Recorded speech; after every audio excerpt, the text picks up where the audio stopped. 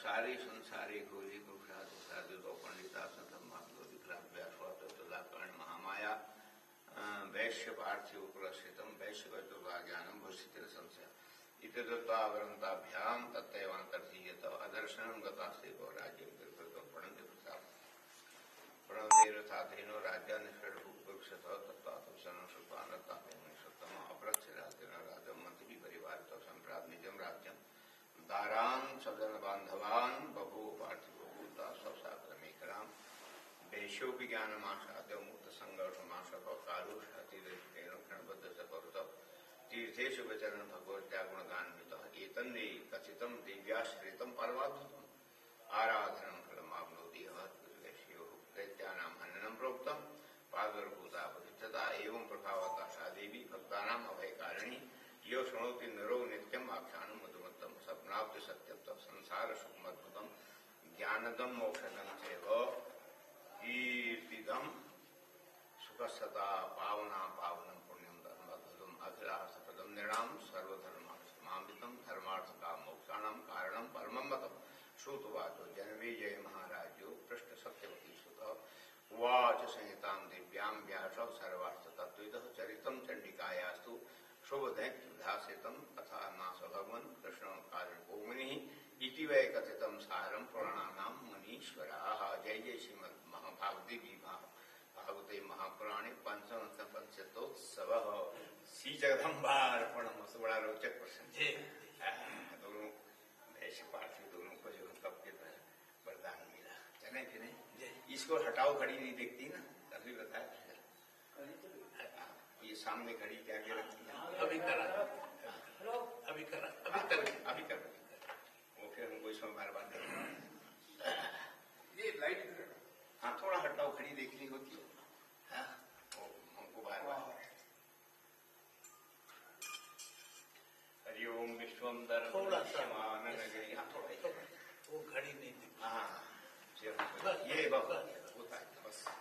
हरिओम विश्वम दर्पण दृश्यमान नगरी तुल्यम निजांतर्गतम पश्यन्नात्मनिमाया बहिर्यो भूतम यथा निद्रया यः साक्षात् कुरुते प्रबोध समय स्वात्मानमिद्वाद्वयं तस्मै श्री गुरुमूर्तये नमः इदं श्री दक्षिणामूर्तये विश्वसर्ग विसर्गादि नवलक्षण लक्षितं श्रीकृष्णाख्यगन्धां परमधाम नमाम्यहम् भावीसाय वदने लक्ष्मी यस्य वक्षसि यस्यास्ते हृदये संवित् तं नृसिंहं भजे। हे भद्रकाली बगले कमले च तारे धूमावती च परसुन्दरि च नमस्ते मातङ्गि षोडशि महाभुवनेश्वरीति देवीर्नमामि शिरसा परमार्थदात्रीं देवीर्नमामि शिरसा परमार्थदात्रीं या मायामधुकट्टप्रमथिनीं या माहेशोन्मूलिनीं या धूम्रेक्षणचण्डमुण्डदलिनीं या रक्तबीजासनीं शक्तिः सम्मनसम्मतैतदलिनीं या सिद्धलक्ष्मीपराः सा देवी नवकोटिमूर्तिसहिता मां पातु श्रीश्वरी मां पातु श्रीश्वरी। नारायणं नमस्कृत्य नरं चैव नरोत्तमम् देवीं सरस्वतीं व्यासं ततो जयमुदीरये ततो जय। बोले जगदम्बे मैया की जय। श्यावर रामचंद्र की जय। पवन सुत हनुमान जी की जय। उमापति महादेव की जय। भागवत भगवान की जय। व्यास भगवान की जय। प्रियाखंडी भगवान की जय। मस्त भगवान की जय। महेंद्र भगवान की जय। आज के आनंद मंगल की जय। कुष्मांडा देवी की जय। कालिका मैया की हर हर जय अम्बे जगदम्बे जय मात Bhavani.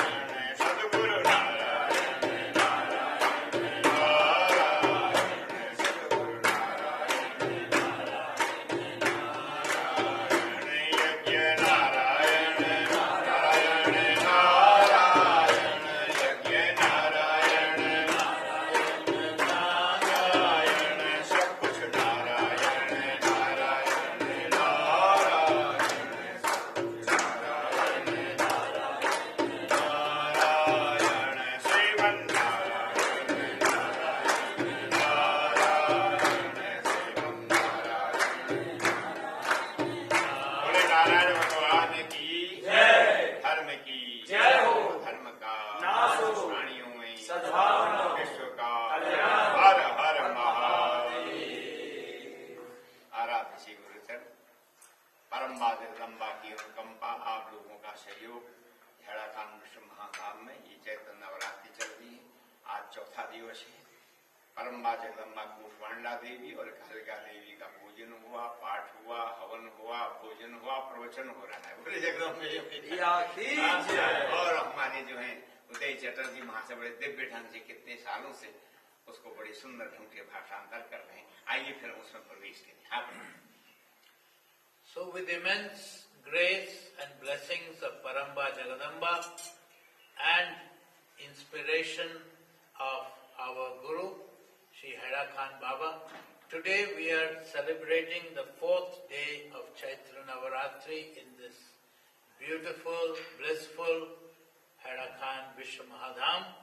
And today, since morning, we have been praying to Paramba Jagadamba in the form of Mahakali and as Kashmanda Devi. And since morning we have done her puja, we have done the part of Shaptasati, we have done Havan with her mantras, and then we have taken Prasad, and now we are absorbing the glory of Paramba Jagadamba, Devi Mahatmyam, through our Karnapute.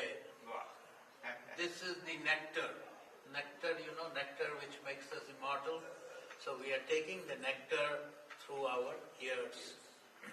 तो इस प्रकार से परम्बा जगदम्बा का दिव्य आख्यान हम श्रवण कर रहे हैं।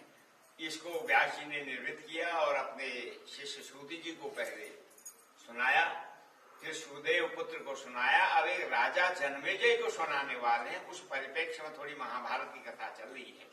कल हमने श्रवण किया कि किस प्रकार से परीक्षित का जन्म होता है और जन्म होने के बाद तो रोया नहीं, जैसे तुलसी नहीं रोए, राम बोला नाम पड़ गया। ये इनका नाम विष्णुरात हो गया क्योंकि विष्णु का दर्शन उधर में ही कर लिया था। नाम तो है विष्णुरात, लेकिन इधर उधर देख रहे हैं। किसको बोले? जिसको माँ के उधर में देखा तो परीक्षण निरीक्षण होने से का नाम ही परीक्षित हो गया है। वैसे नाम तो विष्णुरात है, विष्णु के भक्त हैं, परम भगत हैं, पर चर्चित नाम जो है कि इनका चर्चित नाम जो है परीक्षित हो गया। अब युधिष्ठिर महाराज के बड़ा भाई, हमारे वंश बेली को बढ़ाने वाला। अब कौरवों के वंश में कोई बचा नहीं, हमारा भी कोई बचा नहीं, केवल यही दीपक है।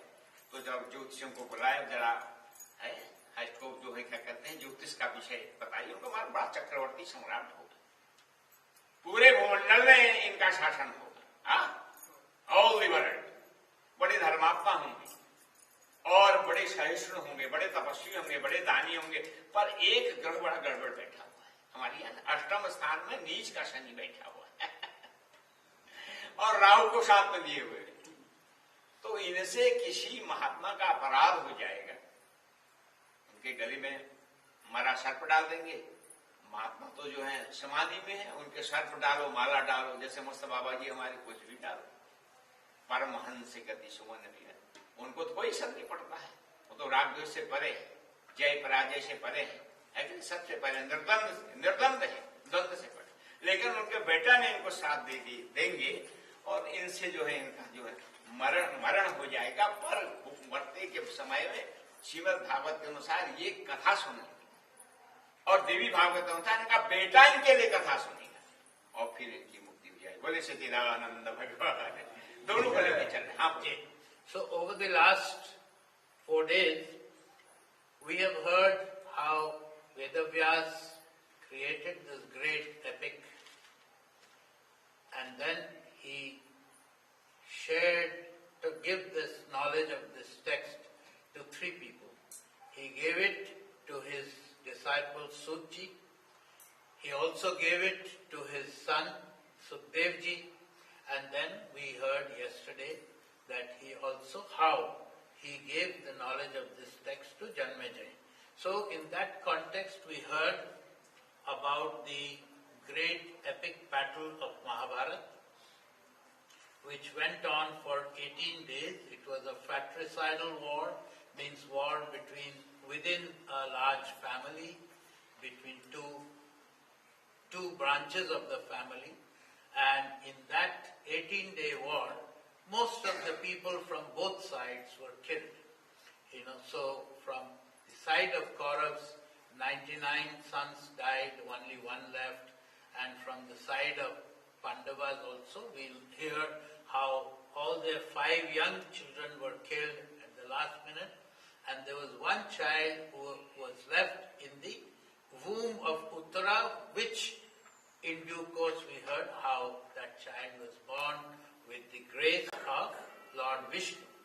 So when that child comes out, after Lord Vishnu says that Maya will not touch you, etc., that child comes out, and as he comes out of the womb, it's a little baby, of course, but it's looking this side and that side. It's looking for that divine which he had seen while he was in the womb of his mother Uttara. And because he's looking this side and that side, we call it Pariksha. Pariksha means, he's enquiring. And that is why his name was given as Parikshit. So when he was born, there was great joy because he was the only sole survivor of the entire large clan of the Kauravas and Pandavas, only one surviving. And so Yudhishthir and all the brothers, they have great joy. He is what we call in India Kul Deepak.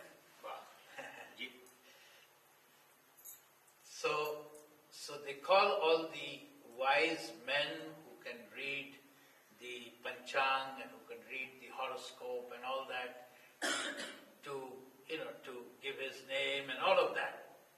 And they read his horoscope and they say that he will become a great king, what we call Chakravarti Raja, like an emperor, and he'll have a vast empire under his control. But not only that, he will be a very just king. In his kingdom, no wrong will be tolerated, etc., etc. But, there is always a but in life, but in one of his sort of 8th griham, there is Shani, right? And so there is trouble. And what is the trouble? That once, under the influence of Kali,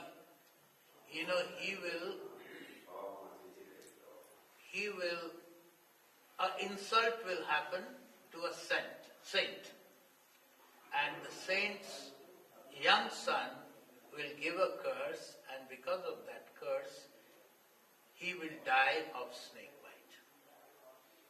तो उन्होंने जब ये सुना, उनको बड़ा दुख हुआ कि हमारे कुल में जो है, उनका नहीं ये भगवत कथा सुना कर मुक्त हो जाएगा, अथवा इसका बेटा इनके लिए कुछ करेगा, कि हम स्वयं करें अपने लिए, हमारे साथ बेटा शिष्य करे, तब भी कल्याण हो जाता। दोनों भागवत का यही रहस्य। श्रीमद् भागवत तो स्वयं सुखदेव से कथा सुनते हैं ना, राजा परीक्षित, कल्याण हो गया। और देवी भागवत का बेटा सुनता उनके लिए, यज्ञ करता है, देवी भागवत करता है। तो उसी समय विमान आगे वर्णन आया, विमान में बैठ करके जो परीक्षित जो है देवी लोग को चले जाते हैं। तो इसका अर्थ है या तो स्वयं करो या आपके शिष्य या बेटे दे करें, दोनों का फल बराबर है। वो सच्चिदानंद भगवान की जय। So just quickly, there are two kind of different narratives because there are two different texts. One is Srimad Bhagavat, and there is another text which is Srimad Devi Bhagavat. The Srimad Bhagavat is more on the glory of Lord Krishna, the Vaishnava Panth.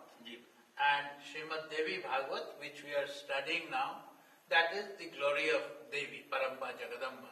Now, according to Srimad Bhagavat, Raja Parikshit himself, does the penance, listens and conducts this 9-day Paramba Jagadamba Yajna, and thereby he goes to heaven. He gets mukti. According to Srimad Devi Bhagavat, it is his son Raja Janmejaya. After the snake bite, once he dies, it is the son Janmejaya who conducts the the Paramba Jagadamba Yajna, and because of that, his father, who was kind of roaming in the Netherlands because he had an accidental apaghat mrityu, so he is released and he goes to heaven. तो इस प्रकार से सब बढ़िया कार्यक्रम हो गया। उधर भगवान कृष्ण की याद आई युधिष्ठिर महाराज को, भाई भगवान विजेंद्र शाम द्वारिका गए, बहुत समय हो गया है, जब तक विपत्ति थे हमारे पास ही रहे, है कि नहीं? 1.5-2 साल तो कहीं गए नहीं। कितनी बार मैसेज रानियों के आए, समाचार आए, उनका नहीं, भक्ति को वहां विपत्ति है, इसलिए कुंती ने भक्ति क्या नाम विपत्ति मांगी है कि नहीं। महाराज मेरे को विपत्ति होती है तो आप पास में रहते हो, संपत्ति में दुख में सुमिरन सब करे, सुख में करे कोई, जो दुख में सुमिरन करे, जो दुख में दुख का हो कोई, तो सुख के समय विस्मरण हो जाता है, दुख में याद आ जाती है। इसलिए उन्होंने दुखी मांगा, बलिहारी उस दुख की पल पल नाम रटाए, सुख के माथे सिर पड़े हृदय से हरि जाए, बलिहारी उस दुख की बोले पल पल राम रटाए। संतों के वचन है लगे नहीं, उसके सुख के माँ के सिर पड़ जाए, पत्थर पड़ जाए, जो हृदय से हरि चली जाते हैं, और बलिहारी उस दुख की पल पल नाम रटाए, इसलिए कुंती ने दुखी मांगा। तो इस प्रकार से फिर वहां भी अर्जुन को भेजा, जाओ द्वारिका का समाचार लाओ। तो ये द्वारिका गए, तो द्वारिका तो डूबने वाली थी।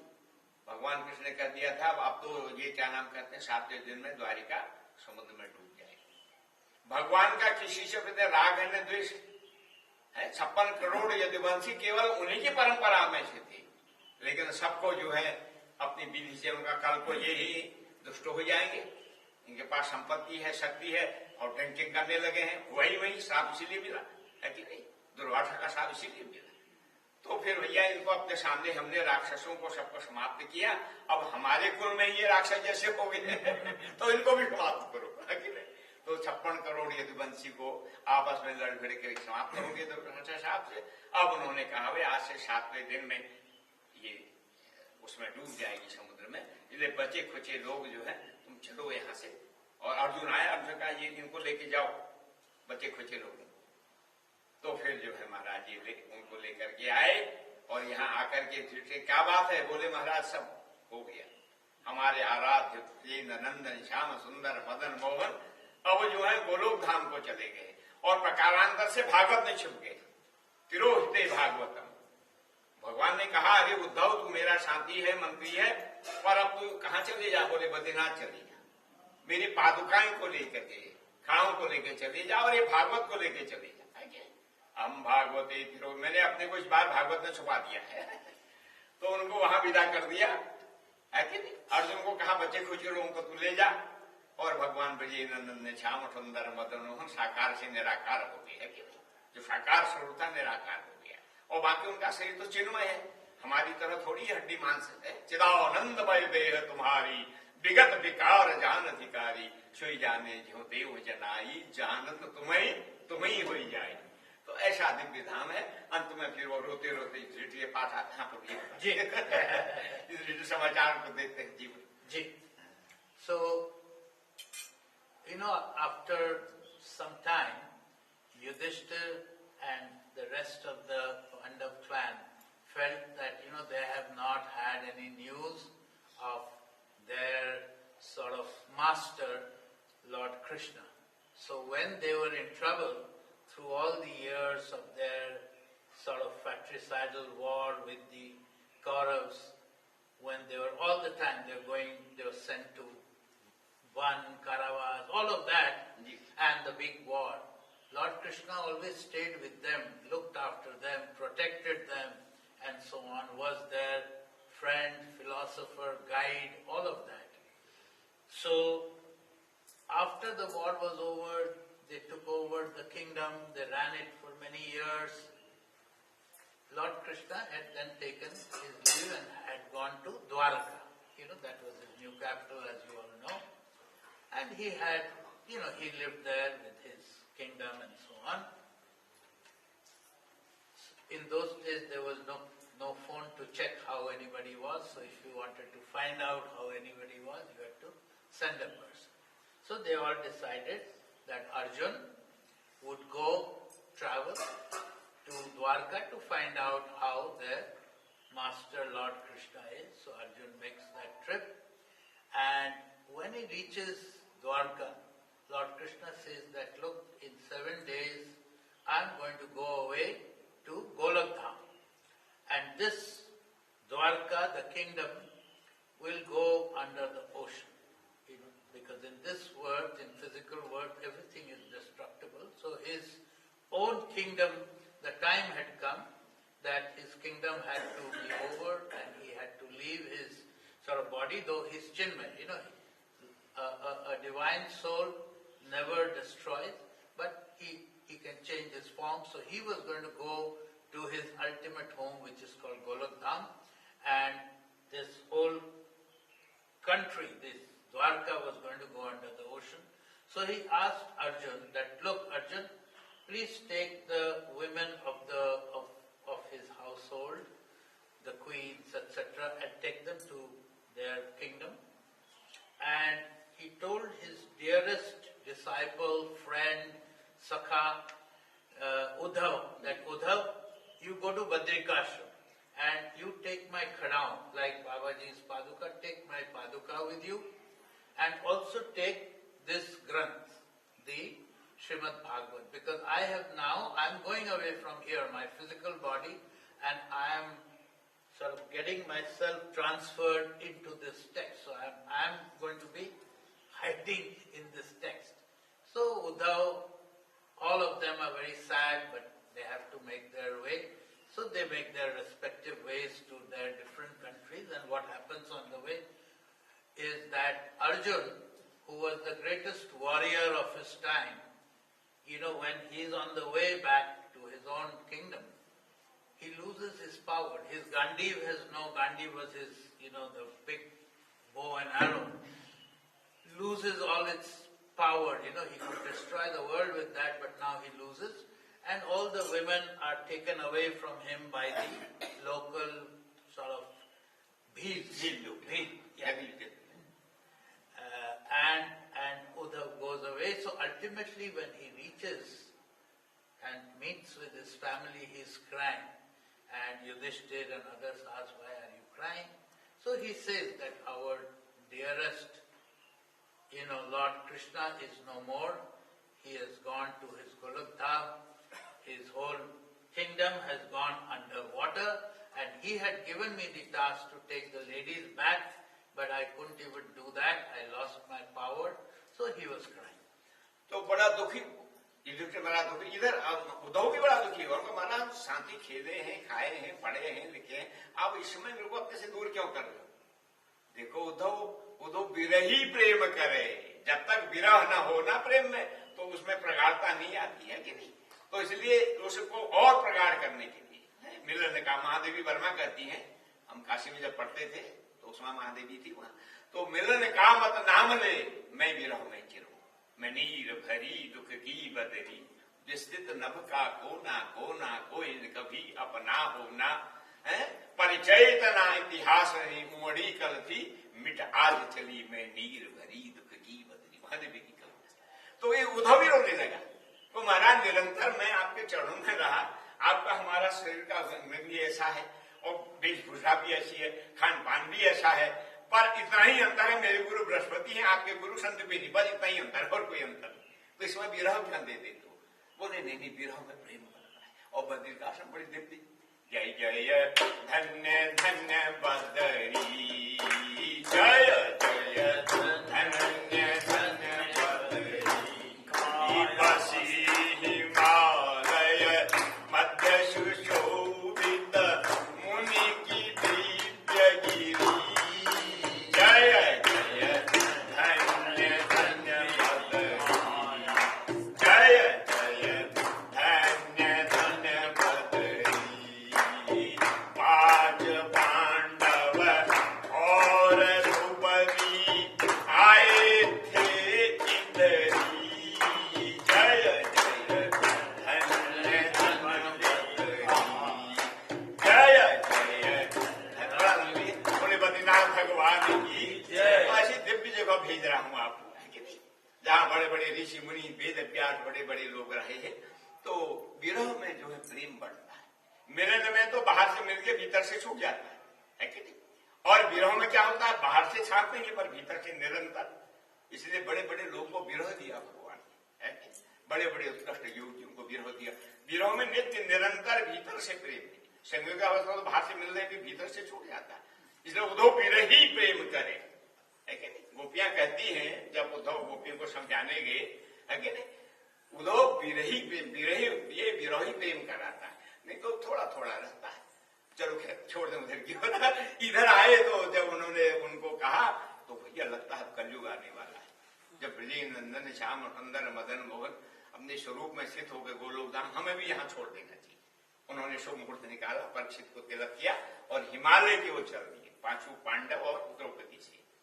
आगे जाके उनका श्री गलते गया। सतोवन आप महाभारत में स्वर्गारोहण पर्व है, 18 पर्व, उसमें इसका विस्तृत वर्णन। पहले चलते गए द्रौपदी का शरीर खुल गया। अर्जुन ने कहा, भीम ने कहा, मारा तो बोले रहने दो इसको, अपने उस पर बड़ा गर्व था, घर आए एक मेहमान का। फिर नकुल सहदेव का शरीर गल गया, है कि नहीं? और ये बोले ये इसको अपने ज्ञान का अभिमान था, इसको रूप का अभिमान। गुमान गोविंद है भावत ना, कोई भी अभिमान हो, गुमान हो, गोविंद को अच्छा नहीं लगता, है कि नहीं?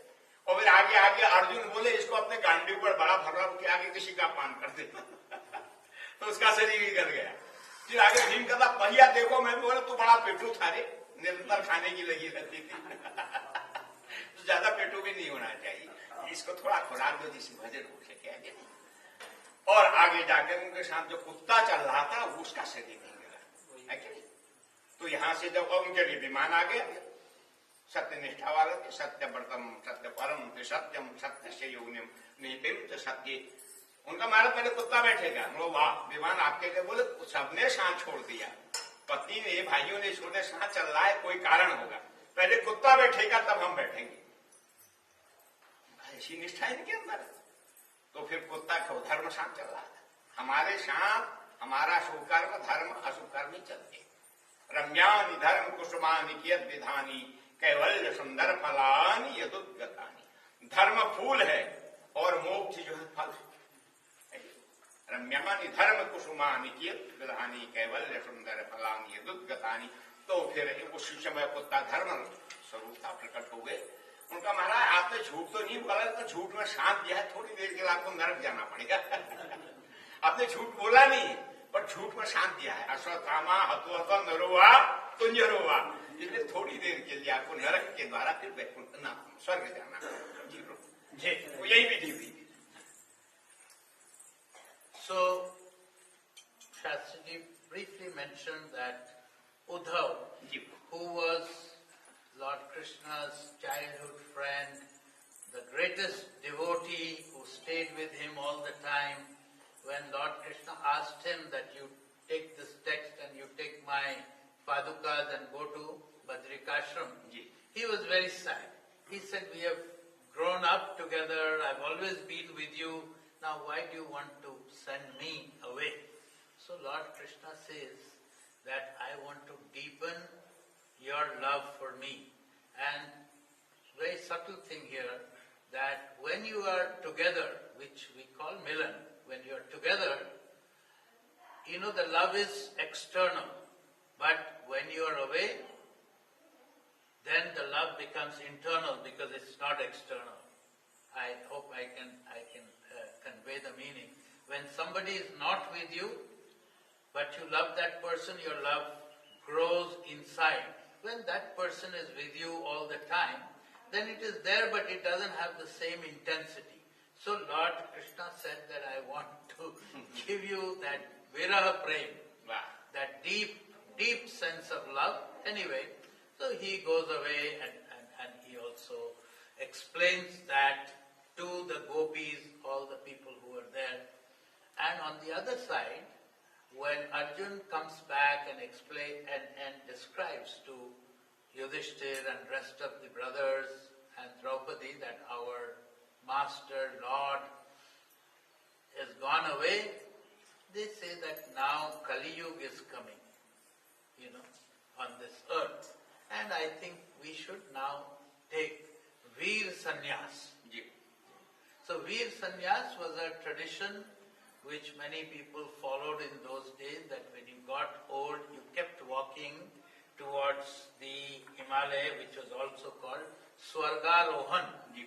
Swarg is heaven, Arohan means to walk towards that. And even today, because I have been a trekker, I'm sure many people here know that those treks are still identified. अभी भी स्वर्गारोहण का वो है मार्ग बता जी, शतोपंथ से ऊपर जाना पड़ता है जी, शतोपंथ तो हम भी गए जी. So if you go to certain part of the Himalayas, the local people will tell guides will tell you that this was the old, and I have done that trek, the old trek of the Pandavas. So they did that Swargarohan. That means they kept walking, and in those days you didn't have much facilities, and they didn't carry anybody else with them. They were big kings. They just walked, all of them.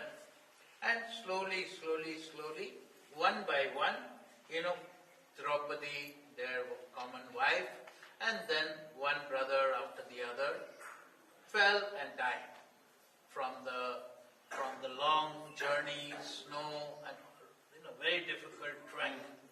They one by one died, and Yudhishthira was saying that this one has died because she had some folly, like insult the guests in the house. Somebody else had an ego. Arjun was proud of his strength, and Bhim was a big, eater, food, etc., etc. So one by one, they all fell and died. So now only Yudhishthira is left, and he is walking. He's come close to their destination, and along with them, there is only one dog who's traveling right from the beginning. And so when they come close to that place near heaven, one viman, one aircraft from heaven comes down. And Yudhishthira is asked to sit there, but Yudhishthira wants to take the dog with him. And they say, how can you take the dog? He says that everybody left me. My wife left me, my brothers left me one by one. Only the dog has given me company till the end. So he insists that the dog also comes with him. And at that time, the dog actually reveals himself that he is Dharma himself. So the symbolic meaning of this is that when we leave this world and go to the world beyond, nothing goes with us. Not our wealth, not our family, not our children, nobody. Only our dharma. Only the good deeds that we have done, that is what we get to take with us. तो धर्मा वो कहा भी है, धनानि भूमो, पहले bank नहीं थे तो जमीन में गाड़ देते थे, है कि नहीं? उस ये श्लोक आज बन जाता तो धनानि बैंके होता था। धनानि भूमो पशुवस्य गोष्ठी नारी ग्रह द्वारि बंधु संसाने देहश्चितायाम परलोक मार्गे धर्मानुगो गच्छति वही कहो, है कि नहीं? वो रुपया पैसा जमीन में गाड़ा रह जाता था, तो धनानि भूमो या बैंके कर, पशुवस्य गोठे, पशु गोठ में ही पड़े रह जाते। नारी ग्रह द्वारि बंधु संसाने, नारी जो है घर के दौरान, आज तो खैर वहां तक चली जा रही है, उस समय फिर नारियां नहीं जाती थी शमशान घाट में, तो घर के दरवाजे से विदा कर देती थी। नारी ग्रह द्वारि बंधु शमशाने, और बांधव शमशान में ही शांत देते, ये शरीर को खूब खिलाया पिलाया मालिश किए का, बोले देह चिताया ये चिता को ही काम देगा, तो शांत कौन जाएगा? बोले धर्मानुगो गच्छति जीवैक, एक हमारा धर्म शुभ कर्म अथवा कोई अशुभ कर्म ही शांत बन जाएगा, तब हम नरक स्वर्ग के अधिकारी बनेंगे। खैर ये व्यवस्था हुई।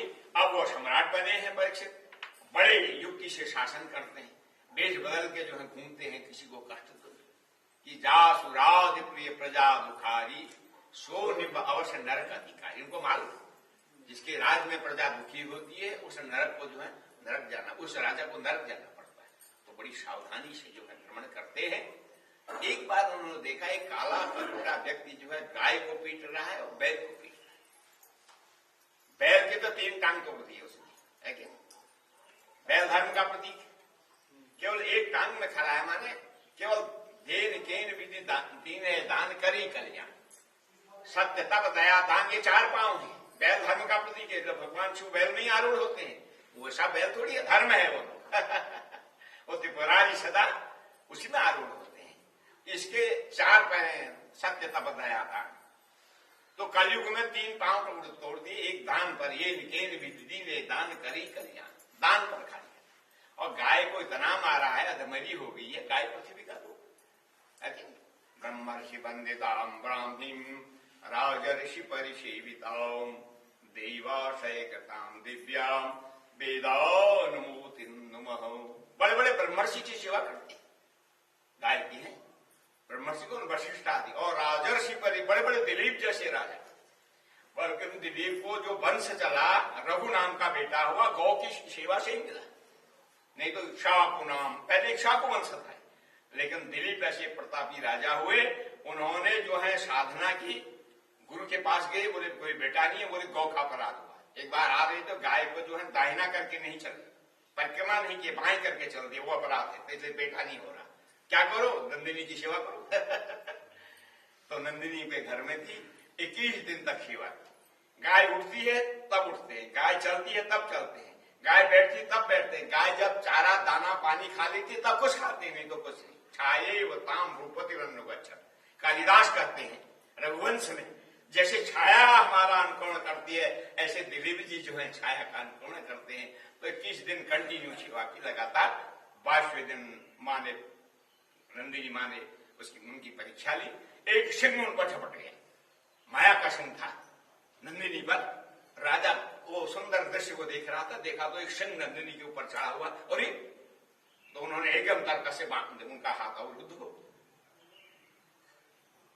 राजन अब तुम इसकी रक्षा नहीं कर सकती हो, महाराज आपको मांस चाहिए ना, मेरे शरीर को खाओ। अरे तुम तो जगत के सम्राट हो, तुम्हारे प्रति बोले नहीं, मैं गौ सेवा में लगा हूं, और ये गौ मेरे गुरु की जो है हेम थे होम थे, इसी से घी से हवन होता है, इसे दूध से जो है पंचामृत बनता है, दही आदि से घी से, ये तो होम धेनु है कि नहीं, गल कंबल वाली जैसी फरसी नहीं है।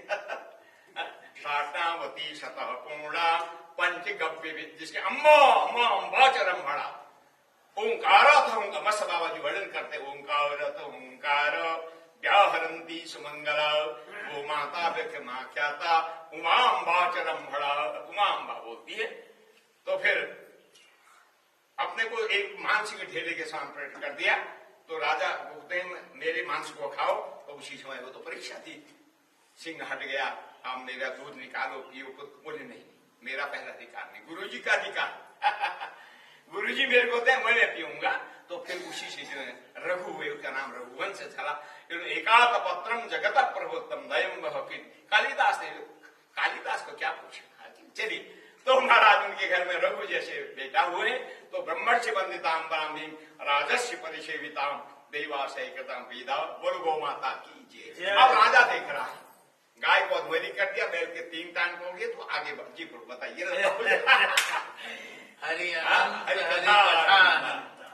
It's a tale from one to the other, you know. Big.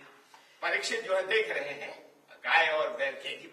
So Parikshit in due course becomes a great emperor, and he is a very just king who often goes incognito at night among his people to see that no injustice happens to his people.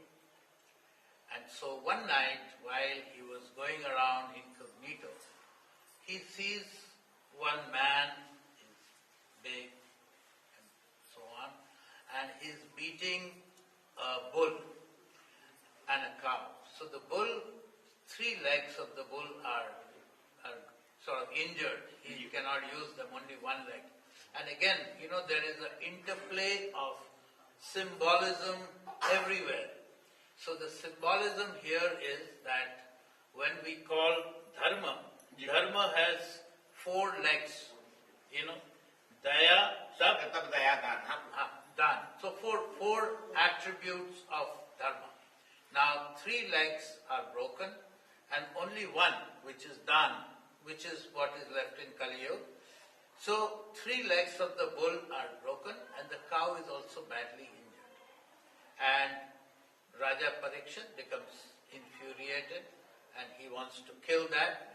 In between there was a short story which I will tell you in brief, which is about Raja Dilip. Raja Dilip was not having any baby because he had done some mistake, so he was advised that you do propitiate the cow.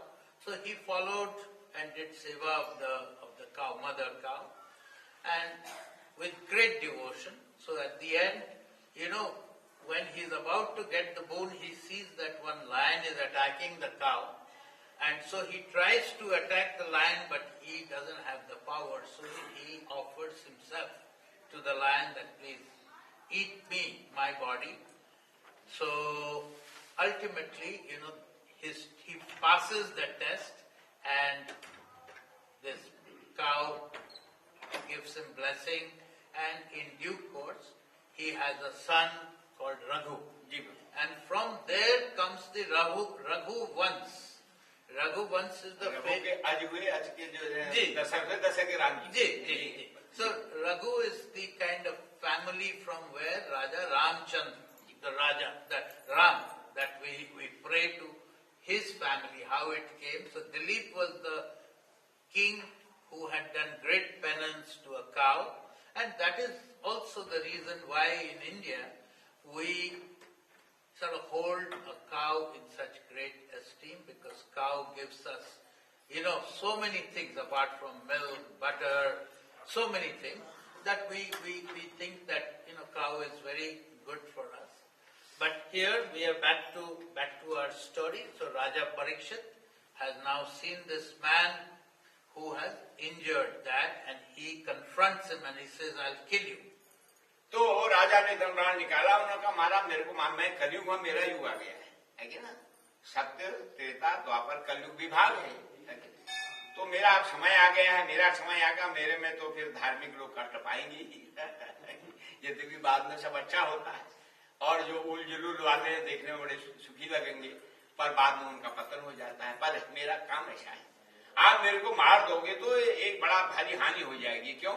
और युग में तो मन से भी अगर पाप किया तो उसको पापी का फल मिल जाएगा, लेकिन मेरे में जब तक क्रिया से पाप नहीं, क्रिया में जो है अपराध नहीं करोगे तब तक जो है तुमको दंड नहीं मिलेगा, है कि नहीं? कल कर एक पुनीत प्रपापा मानस पुण्य हो ही नहीं पाप। कल कर एक पुनीत प्रतापा, कल कर एक पुनीत प्रतापा मानस पुण्य हो ही नहीं पापा, मानस पुण्य हो ही नहीं पापा। श्री राम जय राम जय जय राम, श्री राम जय राम जय राम, बोलो जय जय विघ्न हरण हनुमान, बोलो जय जय विघ्न हरण जगदम्बा मैया की जय। आप समर्थ है मार दें, पर ये में जो मेरे में गुण है ना वो किसी युग में नहीं। वे मानस पुण्य, मन से किसी की भलाई सोचो आपको पुण्य मिल जाएगा, मन से किसी की बुराई सोचो आपको पाप नहीं मिलेगा। ये कलयुग की हो अच्छा, ऐसा बड़ा अच्छा। तो ऐसा करो, तुम 4 जगह रहो जहाँ हिंसा हो, असत्य हो, व्यभिचार हो, कि नहीं, झूठ बोला, वहां रहो। वो सिर खुजलाने लगा, हमारा आपके राज्य में तो होता ही नहीं मान धर्मात्मा है, बहुत जगह कम होगी, मेरा परिवार भी तो बड़ा है असत्य अधर्म क्या क्या हिंसा चोरी जितने भी होते हैं तो बड़ा कम हो गया, कोई बढ़िया जगह दे दो। अच्छा रूपम, मतलब सोने में भी तेरे को जगह दे दे, जो निकृष्ट मार्ग से धन घर में आता है उसमें तेरा बाप रहेगा, है कि नहीं? तो बड़ा खुश हो गया। अब कभी अवसर मिलेगा मैं इन्हीं के ऊपर चढ़ जाऊंगा तो एक बार राजा ने क्या किया, अपना वो खजाना खोला, वहां एक बड़ा सुंदर मुकुट था जो जरासंध के वहां से आया था, पापी राजा के वहां से, तो ले आए थे उस समय विजय, लेकिन कोई पहनता नहीं था उसको, पापी के यहाँ, और उसको मालूम नहीं थी परिस्थिति ये जो वहां से आया है। बड़ा सुंदर जो है चमकता सोने का मुकुट है, हीरा पोदी मन्ना उसमें लगा हुआ है, उसको धारण करके हंटिंग में है, शिकार करने वन में चल दिया और कलयुग चढ़ गया उसके ऊपर। So Raja Parikshit confronts this man who has nearly kind of killed the bull and the cow, and he says, I'll kill you. So he says, with due respect, Maharaja, you are very strong, you can do anything, but this is my age now. My age has started. I am Kali Yuga. We all know that this is the age of Kali Yuga. So my age has come. So now things will be like this. There will be violence, there will be injustice, there will be, all of these kind of negative things will happen. So you cannot deny. So please give me some place where I can be in your kingdom.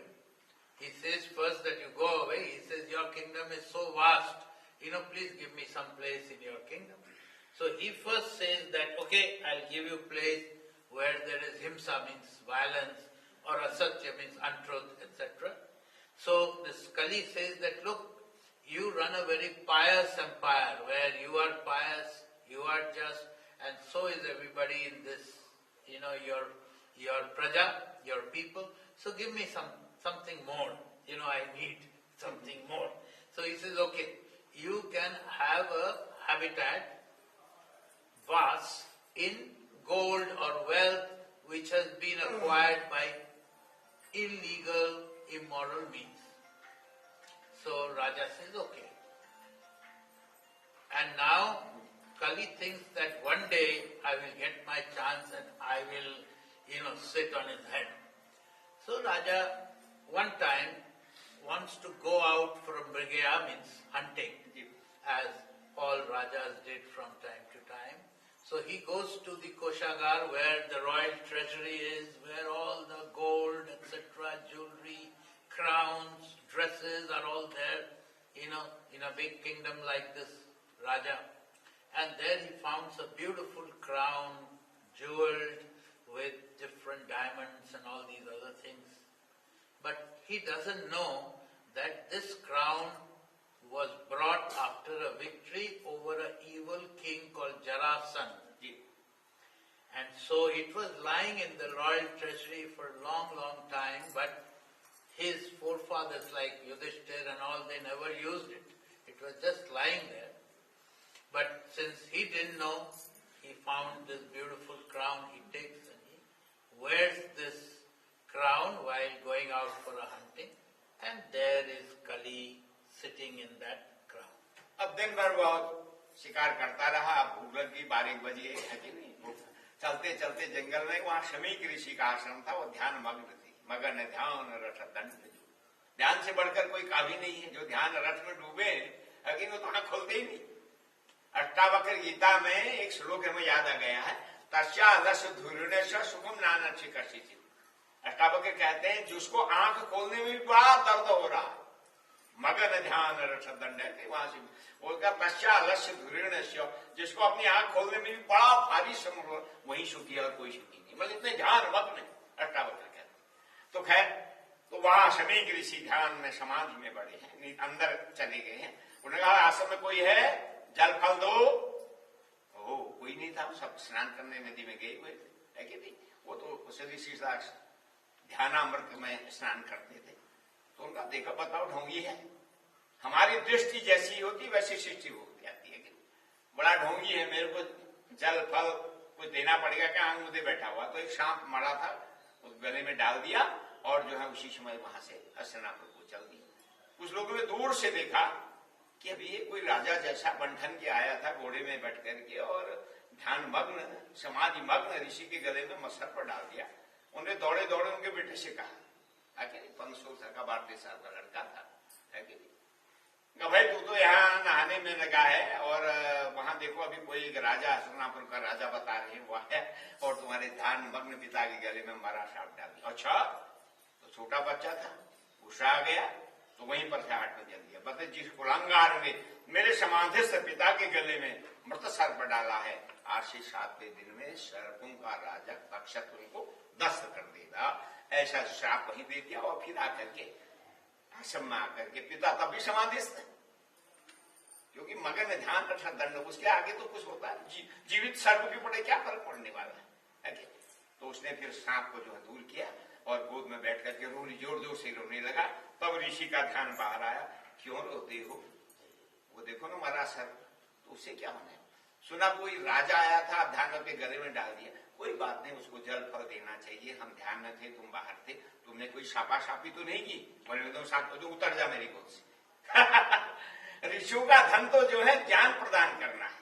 क्षमा भूषणम तपस्वी नाम, तपस्वी का भूषण क्षमा है. तुम मेरे गोद से उतर. हाँ फिर जी जी जी जी, बड़ा रोचक प्रश्न जी. So so as I said that he wore that crown, and because Kali was allowed to be sitting in jewelry or gold which was acquired, from an evil person, etc., he could sit in that. So when he wore that crown, Kali was influencing his actions, his mind and all. So Raja went to a forest to do shikar, to do hunting, and it was a warm day. By lunchtime he was hungry and also thirsty. So he saw one ashram, and he went in and he asked that, is there anybody, can somebody give us something to drink, eat? And nobody answered. So he saw that one rishi. It was the ashram of Samik Rishi. So he saw that one rishi is dhyanas, in deep meditation. But because he was under the influence of Kali, his mind was working differently. And he thought that this rishi is just pretending, he is not in dhyan. He is only avoiding to serve them food and drinks and all that. So Raja Parikshit becomes angry. He sees a dead snake somewhere, he picks it up, he puts it over the head of this rishi who is in dhyan, and he gets on his horse and goes away. But some people outside, bystanders, had seen this, that somebody who looked like a king had come, got down, asked for some food, etc., didn't get, and then they had put this dead snake. So they went and told his son, young son, who was having a bath with his friends. His name was Shringi. So they told Shringi that, look, you are sitting here and enjoying a bath and all, and there some Raja came and he insulted your father who was sitting in deep meditation. So this young fellow, he gets angry. And he then and there, he takes water, takes a gulp, and he gives a curse.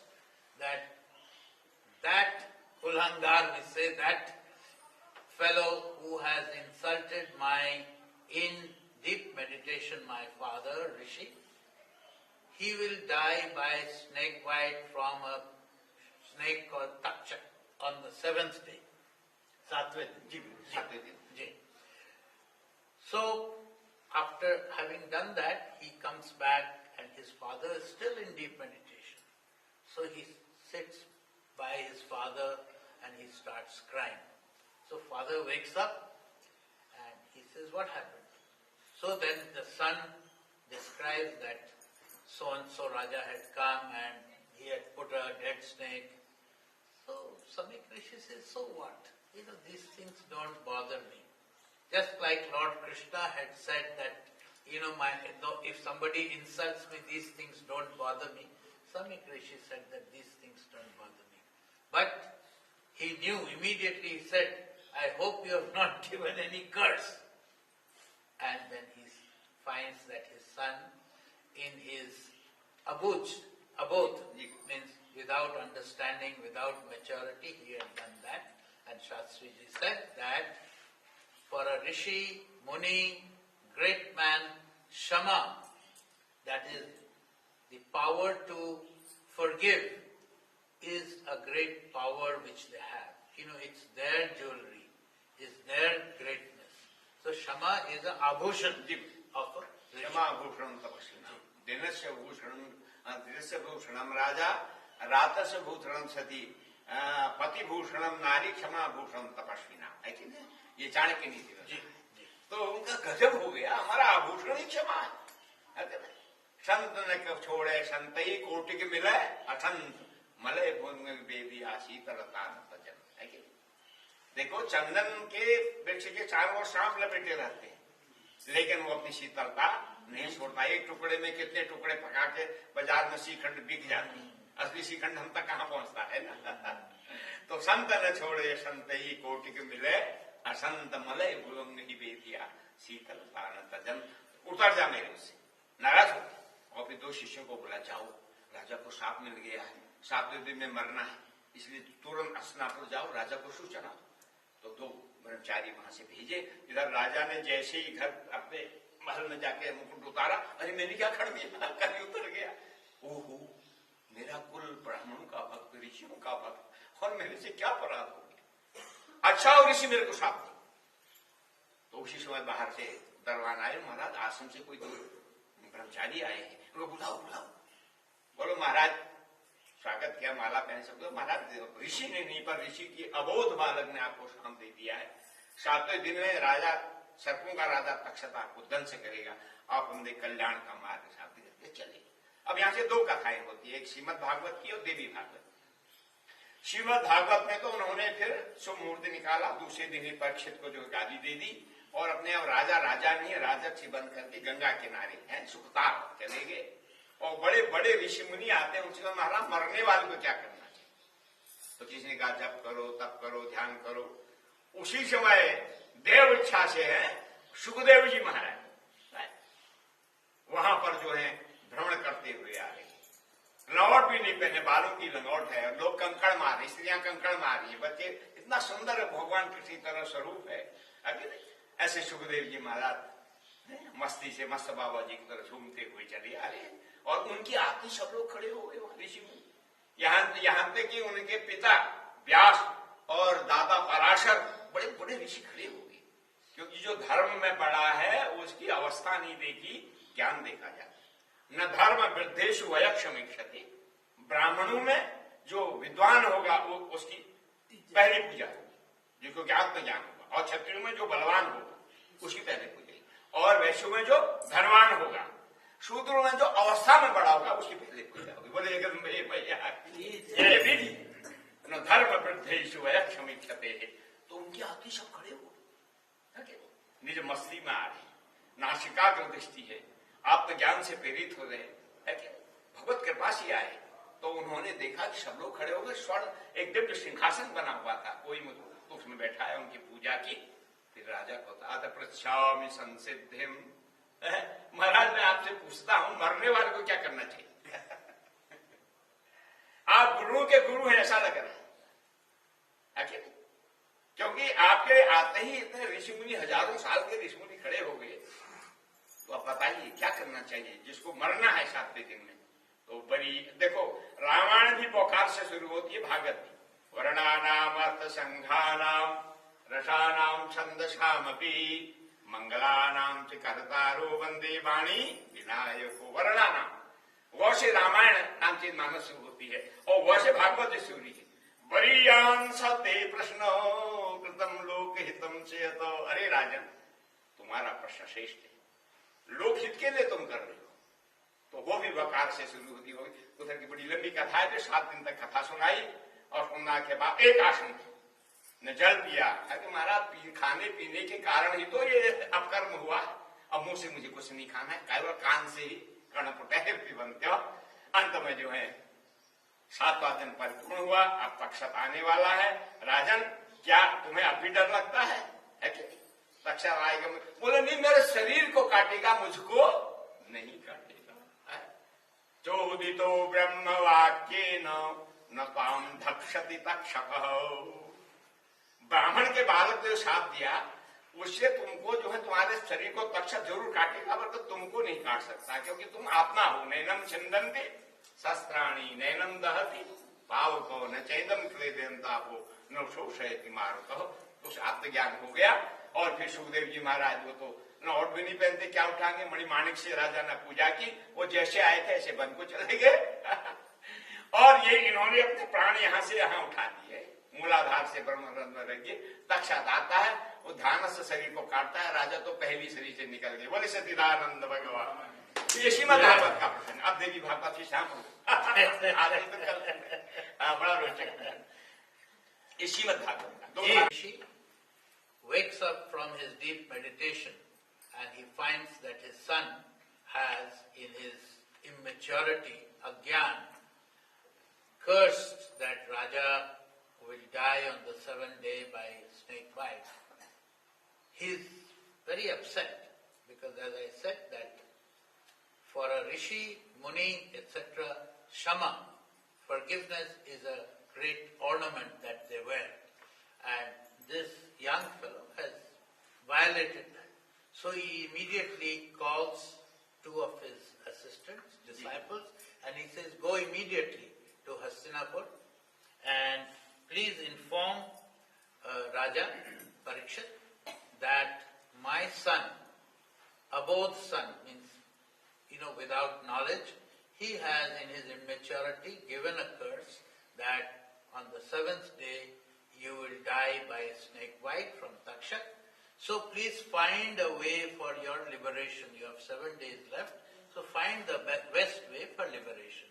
And as we had said that there are 2 different narratives which are used. One is of Srimad Bhagavad. Okay. So according to the narrative of Srimad Bhagavad, Raja Parikshit then and there anoints his son Janmejaya as the king, and he himself goes to the bank of a river, Suktal.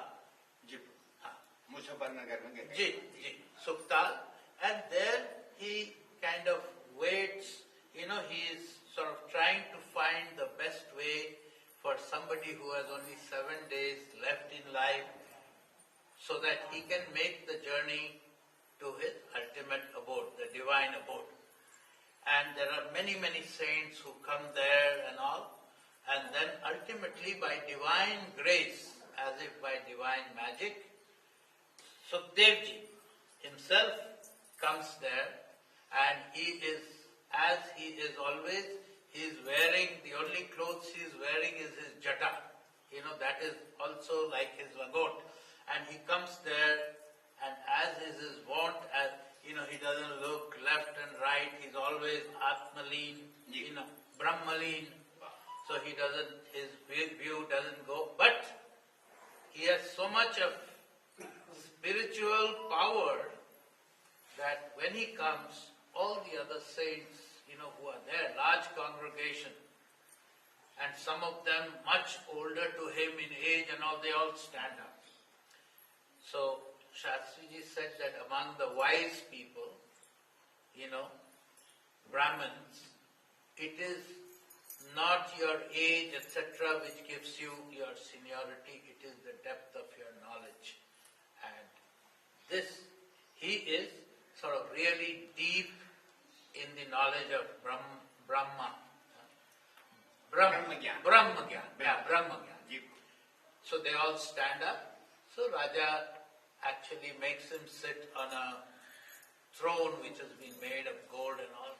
He makes him, and he then asks him the question that I want to know that if somebody has only 7 days left, then what should be his path? What should he do? What should he practice? And, this, he is given that knowledge, and for 7 days that discourse, etc., goes on, and he, in the meantime, Parikshit doesn't eat anything, and so on. And it's a sort of strong penance. And at the end of 7 days, he is asked this question, that if today, are you still afraid that this snake will bite you and you will die? Are you still afraid? So now Raja Parikshit says, no, I'm not afraid anymore, because he can only bite my body, but my soul is immortal. So at that moment he goes into a deep meditation, he raises his sort of prana to this place, and at that time Takshak comes and just bites him, and he already by then is on his way to heaven. तो ये यहाँ का प्रसंग, अब यहाँ के प्रसंग जब उनको श्राप मिल गया राजा को, तो उसने क्या किया, भाई मैं बसना चाहता हूँ, है कि नहीं? उसने क्या किया, कांच का एक महल वो फर्श बना दिया, 7वें महल में वहां चला गया, वहां बैठ करके कहा, भाई 7 दिन तक मेरे से कोई न मिले, केवल जो है साधु ब्राह्मण मिल सकते हैं, 7वें दिन में वो भी नहीं मिलेंगे, है कि नहीं? तो ऐसी व्यवस्था कर दी, मतलब हमको अपने शरीर को बचाना है, ध्यान से, मैं शरीर हूं, मैं आत्मा पे ध्यान नहीं है, मैं शरीर को ही अपना मानती है कि नहीं? यावत जीवेत सुखम जीवेत रणम कृत्वा कृतम पिबेत भस्मीभूतस्य देहस्य पुनरागमः कुतो, चारवाक कहते हैं ना, जब तक जियो आनंद से जियो, eat drink and be merry वाला। यावत जीवेत सुखम जीवेत रणम कृत्वा कृतम पिबेत, कर्ज लेकर भी घी पियो, कर्ज देना पड़ेगा, भस्मीभूतस्य देहस्य पुनरागमः कुतो, ये शरीर जब भस्म हो जाता फिर आते पुनर्जन्म नहीं मानते, हम करपाती महाराज से पढ़ रहे थे, ये प्रसंग आया।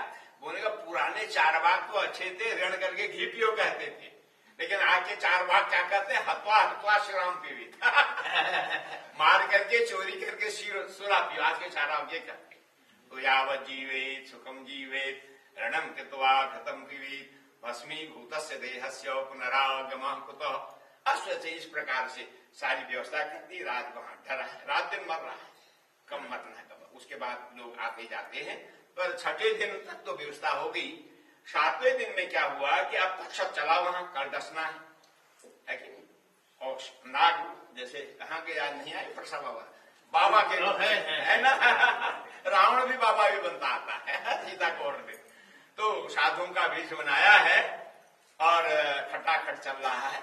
इधर इसको कश्यप ब्राह्मण को पता चला, कल तो भैया उसको ध्वंस करेगा तक्षक, और मैं इस विद्या को जानता हूं, सर्प विष उतारने की विद्या जानता हूं, वो दंश करेगा, मैं सर्प विष को उतार दूंगा, राजा प्रसन्न होगा, मेरे को माला माल कर देगा। तो इधर से ये चलता है, उधर से वो चलता है, बीच रास्ते में दोनों की भेंट हो जाए परिचय होता है। जी जी, okay.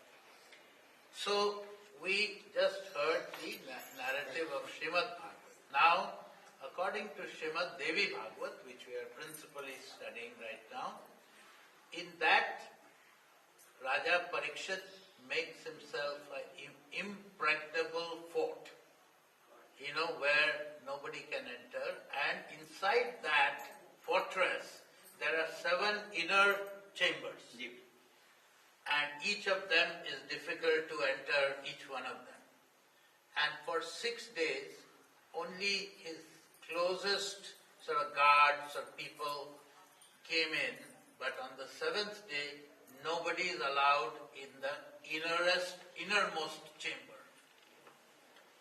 And on the other side, Takshak, the king of the snakes, he is dressed as a Brahmin Baba with Jatajut and all that, and he's going to he's also making his way to his fortress. And on the other side, there is a Brahmin called Kashyap. And Kashyap has the power with mantras. Mantras, as you know, has great power. So he has the power of mantras that if somebody is dead, especially by snake bite or things like that, by reading the mantra he can revive that person. So he is hoping, he knows also that on the 7th day Raja Parikshit will die from a snake bite from Takshak. So he is also going to the palace. He knows that when Takshak bites and Raja is dead, he will do his mantra and revive him, and then he will become very rich with all the sort of reward. दोनों का मिलन होता है। अब आगे लंबी कथा है, कल हम श्रवण करेंगे, आज यही विश्राम ले लें। बोले जगदम्बे मैया की जय, अम्बे जगदम्बे।